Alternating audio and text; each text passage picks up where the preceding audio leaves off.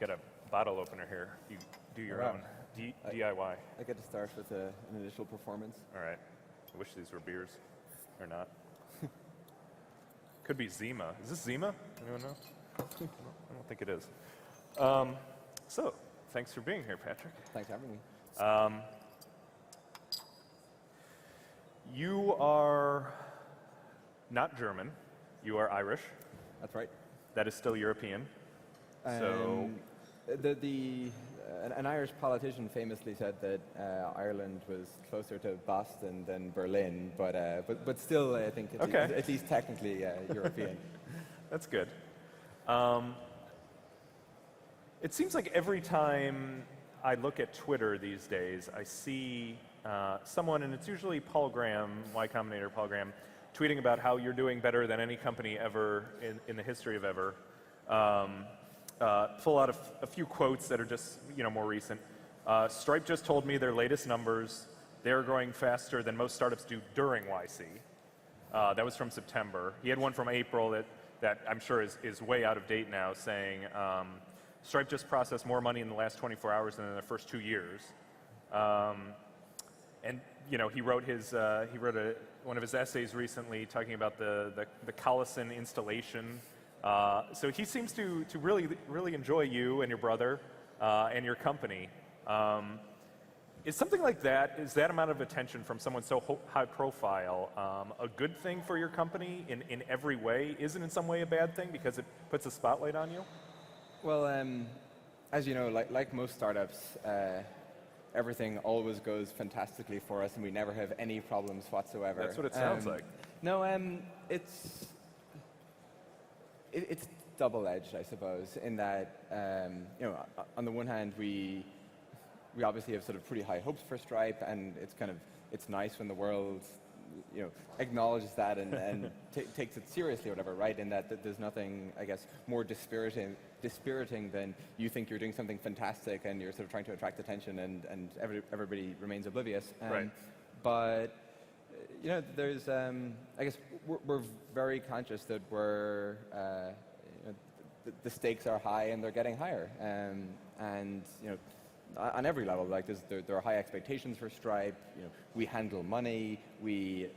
If Stripe is down or if Stripe has a problem, it's not just that we're hurt, but all of our users are losing revenue every second too. Yes.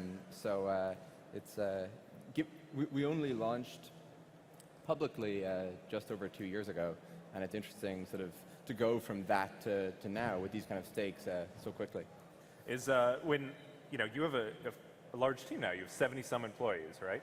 That's right. So is it hard to keep employees more grounded when they see things like that, when they see public sort of admiration of what you guys are doing? Do you have to sort of focus everyone to stay heads down? To be honest, I think that we've actually been pretty bad always at sort of almost at being proud at what we've achieved internally. Like I feel the kind of prevailing mood within Stripe is always being kind of stressed and worried about this particular thing or when are we going to ship the such and such or whatever, and just kind of hardworking. And I think that has good effects in lots of ways. Sure. But I guess I'm certainly not yet worried about sort of people getting ahead of themselves. I guess the part that I'm always kind of wondering about is how do you drive home to people sort of just how much we've achieved in 2 years, and that hey, we should actually take a breath and acknowledge it. So how are things going within the company? How's the product actually going now? How are things evolving? In general, sort of very well, and certainly much better than than we expected. In that, again, we were hopeful when we launched, but we never imagined that sort of the adoption would be this fast. The metric that we always kind of had in our heads as sort of when we'd be like a real company at some kind of meaningful scale, right, was processing millions of dollars of transactions a day, or kind of passing that first $1 million, and now we're doing billions of dollars a year. And so I thought it would take much longer to get to that point.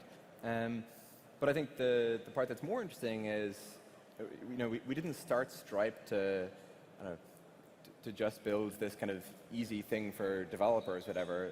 The motivation we had was more around, well, if you look at how transactions work on the internet and compare that to how they should work, and then if you think about sort of how much commerce it should be possible to enable online, that seems really interesting. And I feel like a lot of the first couple of years of Stripe were sort of getting to table stakes. We had to go get this banking integration, or we had to build the initial version of the product, whatever, right? A lot of busy work. Yeah, exactly. And now we're sort of at the point where we're far from being the biggest, but we're sort of at the point where we can start think of ways to change the ecosystem or completely new products that we can build, and that's a pretty fun place to be. So, speaking of being the biggest, obviously the news recently was that one of your main competitors, Braintree, was acquired by PayPal. When you see something like that, and I think you're on the record, I think you gave a core answer saying that's a good thing, kumbaya, all ships are rising, it's great. But when you see something like that, what do you really think? I mean, do you view that as good for your business because someone who was more nimble, say, because they're a smaller company, maybe now will be a little less nimble because they're a part of a bigger entity? Or is it the opposite, that having the bigger entity behind them and so many more resources behind their team, does that worry you?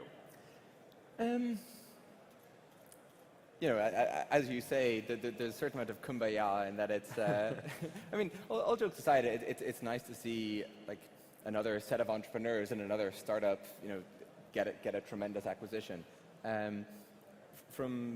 From ours, and we knew them, and they're nice guys, and so we're very happy in that sense. Okay. I mean, I think that it shows that PayPal recognizes that there was a problem here, right? There was sort of the startups, the more innovative companies, the developer ecosystem We're taking all the business that they should have been doing. Yeah, exactly. And so I think it's a strong signal that PayPal wants to fix that, and we wouldn't have gotten into this business if we weren't okay with the idea of competing with PayPal. But I suspect that over the next couple of years, there's going to be much more direct competition, and so And you mean from the bottom up? So you mean from other startups that will enter the sorry, space? I mean more kind of PayPal versus Stripe. They've really acknowledged, and with this transaction, sort of committed in a big way to solving this problem they were facing. And so I think So that's interesting. You can now narrow your gaze at a much wider scope, though, to say that PayPal is now direct competitor versus Braintree, a somewhat smaller startup. Right. But I guess on one hand, do you worry that sort of puts a ceiling on you guys? So they were acquired for $800 million, right? And I think the latest numbers had them doing $12 billion in payments annually at the time that they were acquired. You're saying you're doing billions now as well. I don't know if that's more or less than what they were doing. You're sort of vague there. But do you worry that puts like a ceiling on where you can go and at least what you're worth like at this point? Not really, and this is kind of super payments insider baseball, but Braintree was sort of structured as a very different business where the vast majority of their transaction volume was through a gateway, which is kind of completely different to the way Stripe works, that they were sort of a conduit through to other merchant account providers like Payment Tech, say, where Stripe is a whole stack system. And that particular difference, I don't think matters a huge deal, but it kind of illustrates the point that payments is so complicated and there's kind of so many different business models, whatever, that it's very hard to kind of apply one business to another and to draw direct analogs. I think there's also another business that makes it very challenging for everyone to kind of analyze the space, where kind of transaction volume is in one sense the only kind of fully honest, ungameable metric, and at the end of the day, that's in some sense what matters. Right. But on the other hand, the cohorts here take so long to develop, right? In that maybe a year or two after, say, AWS or EC2 launch or something like that, they probably had no enormous websites, and it would be easy to be kind of an incumbent web host and say, oh, EC2 is such a minuscule size of our business, we don't need to worry, right? But in fact, if you project forward and if you look at kind of what those cohorts become over time after they develop, after the Netflixes, the Zyngas, the Airbnbs develop for 5 or 10 years, it's a really big deal. And so, again, Stripe is only 2 years post-launch, and so the interesting question is not what's our transaction volume today, but what's the, all of the startups and the developers and the business and everything that have built on Stripe, what are they going to become? And I think that, that dynamic where it takes a long time for the the real value of the measurement to become apparent makes it challenging. There's this great quote. It's quoted by Bezos. I don't think it's originally from him, about how in the short term the stock market is it's about votes, and over the long term it's about weights. Yes, and I think that quote. kind of very much applies here. And so that makes it sound like, of course, I know that there were reports out there that PayPal may have been looking at you guys first, and I'm sure you're not going to speak to that, but correct me if I'm wrong. But so when a company that you are competing with does get acquired like that, and you're talking about the big term picture here, when a large company approaches you, and it doesn't have to be PayPal, it could be a hypothetical any company, how do you view that as a co-founder of the company? Is it something you have to entertain seriously, or are you just so focused on the long term that you just say, don't even want to talk? I think there's a lot of kind of bravado often in these questions where you say, oh, you dismiss any possible offer, right? Sure. I think that at some point you have to, there's some value where you have some amount of responsibility to at least give it some consideration. But again, with Stripe, we've always been sort of honestly just really clear in our own heads that we want to build a long-term company here. John and I started another company before Stripe, and that was acquired, and so we're sort of under no illusions as to what an acquisition means. Yes. And I think the thing that would make it difficult to kind of really seriously contemplate an acquisition is, again, there's just so much potential here, right? Only about 2% of consumer spending happens on the internet today. We've all these continents kind of coming online and sort of joining this collective ecosystem for the first time. Be it thanks to smartphones and mobile and all of the rest, Africa, Latin America, whatever. We finally have this sort of truly global internet. There was nothing even close to sort of being a truly global ubiquitous payment system. And it's sometimes you can get a bit jaded when you hear sort of all the giant visions of all these different companies, but I truly think that there's sort of a really pivotal pillar of the internet to be built, and it'd be sort of hard to give up the chance to try to build that. And so speak to that a little bit against the notion of the thought process out there that we sort of hit the idea of peak ads on the internet. That advertising as a whole, which has been a great business, Google amongst many others, of course, have been built on top of this. But that there may be an inflection point where payments becomes maybe even more important. Yeah, no, I think this is sort of generally on the internet one of the most kind of interesting trends right now, and I think has sort of a lot of implications for the business models of all kinds of companies. But you see sort of Google has reported declines in cost per click in sort of consecutive quarters. And in general, sort of any advertising-based business model or display ads in particular, whatever, just consumers and internet users are becoming much more jaded, and just in general, people are clicking on much fewer ads. And sort of conversely, there's a lot of interesting transaction-based business models that are starting to do really well. Be it on mobile, thanks to app stores and sort of the frictionless payments there, or sort of in particular places where people have really figured out how to make transactions effective. I think kind of the constraints introduced by smaller screens on phones sort of is compounding the effect and sort of bringing us to this inflection point where it's just very hard to make display ads work on a tiny screen when we're all sort of really educated to just filter them out in our heads. I mean, I'd be surprised if everyone in this room has clicked on more than one display ad per person over the last year. They just don't work very well. And speaking personally, I guess I'm perfectly happy to pay for things I use. In fact, I often enjoy it if it's if it's a really good product. I'm kind of glad to support it. And I think these kinds of business models, they sort of resonate much better with kind of an experienced internet user rather than having your attention parasitically drawn away. Yeah, but that's been, the case has long been made that at some point we're going to get to the point where everything is that can be paid for on the internet will be paid for,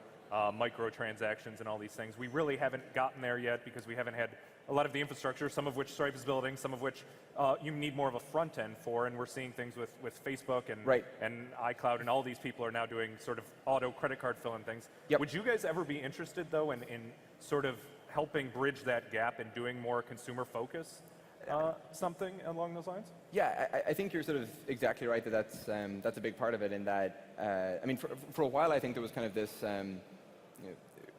We sort of thought that micropayments just might not work in general. There was this kind of famous Clay Shirky essay written maybe about a decade or so ago, where he argued this case fairly strongly that micropayments just the cognitive load is too high.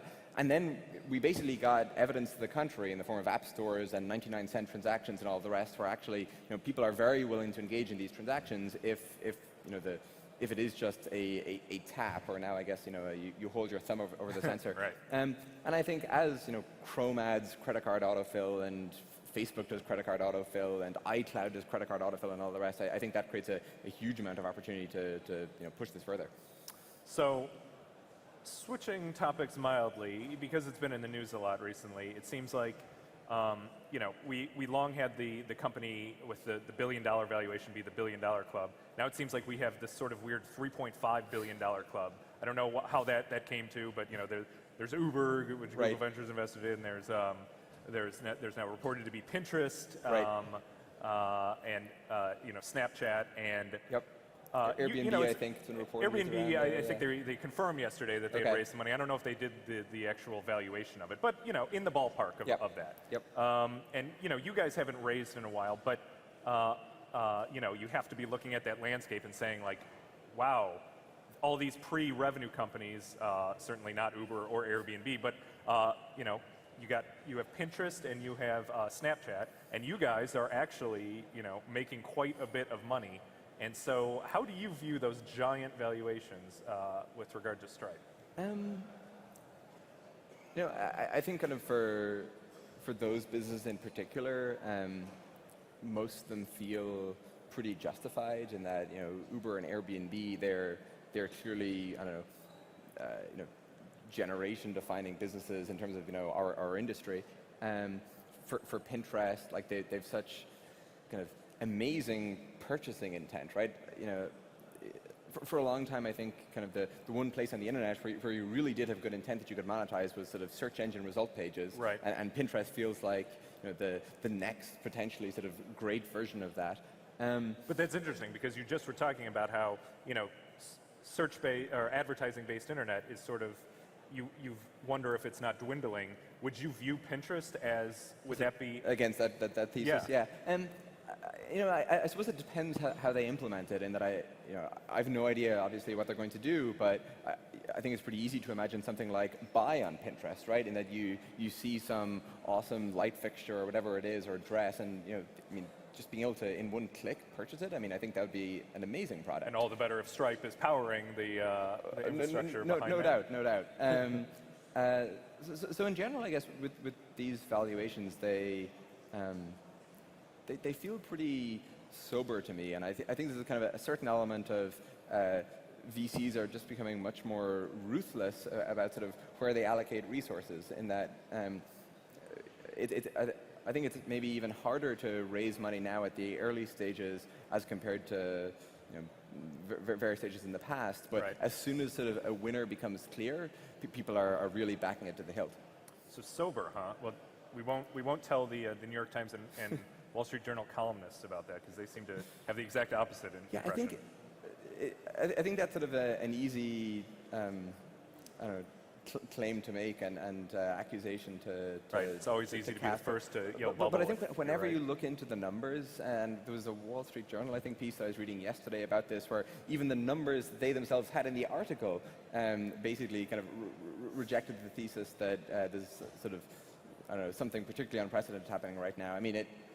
Things may be a little bit overvalued or frothy or whatever, but it doesn't feel to me like we're in a bubble.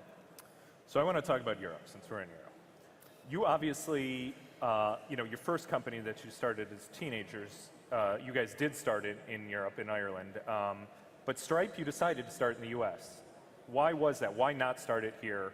It was, it was a few years ago, so it was a little bit different of a time, but could you start something like Stripe now in Europe? Yes, so we started Stripe in the US in large part because that's where we were living. Both John and I were in college there at the time.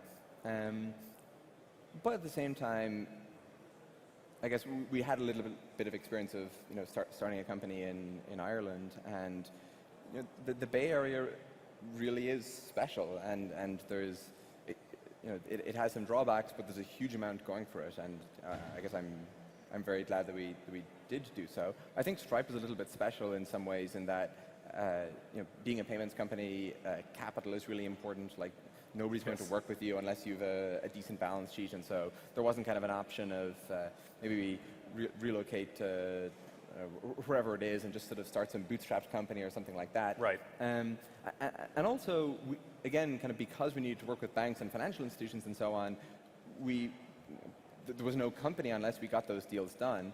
And I mean, it would certainly have been much harder, and honestly, I'm not sure that we could have done it at all outside the US, in that, at the very beginning, I actually, pretty casually, but I approached some Irish banks and was told in no uncertain terms, like, there wasn't even a conversation to be had here. I mean, really? To them, the idea seemed ludicrous, right? Like, who are you teenager, sort of telling us we're doing things all wrong and wanting us to kind of back you for this completely new model? And, I think as kind of, in the US, I feel like people are, and Silicon Valley is sort of very critical and skeptical of everything in general, but I must say I have to give a lot of credit to Wells Fargo, which was the first bank to work with us, where we knew nothing about the industry on paper, we were young, we had this unproven model or whatever, and they agreed to work with us. And I think that in and of itself even would have been very hard to accomplish anywhere else. And so you guys obviously are now doing international. You started in the UK, you then did Ireland. I think you have 11 markets now, some of which are live, some you're testing in, including here. That's right. In Germany. Obviously, it makes it much easier when you've established yourself in the United States. Right. But what are those discussions like now? Yeah, it's definitely much easier when you have sort of a successful test market where sort of the conversation becomes more about the mechanics of the implementation as opposed to kind of this question of, well, can this work at all, which is sort of an unprovable hypothesis before you've started. I guess the thing that's really interesting to me that I hadn't really thought about or kind of realized it before was, much in all that we think Stripe is great. Before Stripe in the US, you had other options, and if Stripe didn't exist, in many cases you'd have figured something else out, right? But in these other countries, your options tend to be much more limited, and there might be just like one or two banks that you can go to in order to get a merchant account. In general, most countries aren't as large as the US. The banks are consequently smaller, and building really good online payments infrastructure, isn't one of their top priorities. Right. I mean, again, in Ireland, like there's two or three sort of major banks, and their online payments infrastructure, you're lucky if there's a team of 10 people that are kind of giving that any attention. And so as a result of all of that, it was just much harder to build one of these businesses in the other countries. And now as we sort of expand across Europe, we're seeing that the adoption rate is actually faster than it was in the US, which really? is, in some cases, even in absolute terms. And so in Canada, for example, Canada was our first non-US market. We launched there a year ago. Despite sort of being in Canada for only half the time that we've been in the US, our usage per capita is actually substantially ahead of the US. And we launched kind of fully in the UK back about maybe 2.5 months ago. And in absolute terms, the adoption curve in terms of transaction volume is actually ahead of the US. But are these 1 and 2 startups just doing this that are doing high transaction volumes, or is there a whole ecosystem blossoming around this is very much an ecosystem, and that's when we pay kind of close attention to sort of the concentration. But in both cases, it's pretty broad. And so now the thing that I guess is sort of really exciting to me is the idea that, like, there's, coming back to kind of we were talking about earlier about sort of, there should be much more commerce happening on the internet, right? Like, again, 2%, it's sort of insane, especially when you think about kind of how much you spend or your cohort spends or whatever, right? Right. Why is that number not greater? And when you sort of think more exotically or further afield or whatever about, like, I mean, basically the entire continent of Africa, right? They now have access to sort of the same, developer tools and learning materials and again, thanks to mobile or whatever, they're really coming online in a big way. But these people are essentially locked out of the internet economy insofar as actually building a business goes, right? And so I think, or as we look at it, the thing that we used to look at it, I suppose, as on a kind of GDP basis, like what percent of the world's GDP sort of do we address in terms of globalization. Right. But now I guess we look at it much more on just a population basis. Really? That we just need to cover all of the people, and it is kind of a bug to the extent that there is anyone in the world who cannot sell online using Stripe. What does that look like, though, when you're reaching out, when you have to reach out to developers in other countries and sort of inform them about Stripe and teach them how to use the APIs? How do you do that? Well, it's because it's not like Uber where you have a team that goes in and sort of establishes a beachhead there, right? I mean, I guess it's pretty early days for us, and the tech scene in Europe is basically just as sophisticated as that in the US. So kind of there hasn't been we don't have to do much education here. I think it is important to have kind of local presences on the ground, and so Andy Young joined us, who was sort of an entrepreneur in London who built and run a business himself. Was technical, really knew it, and that's something we kind of plan to do in other markets. But I think something that that's changed over the last 10 years, and also kind of something that people tend to overlook is there isn't really a German developer community and a British developer community and so on. Like there's a global developer community with kind of particular regional differences, but by and large we're the same community. And I think as a result, we need to do sort of some work in all these local markets, but it's basically just a matter of making the same product available everywhere. All right. Well, thanks a lot, Patrick, for taking the time. Thank you very much.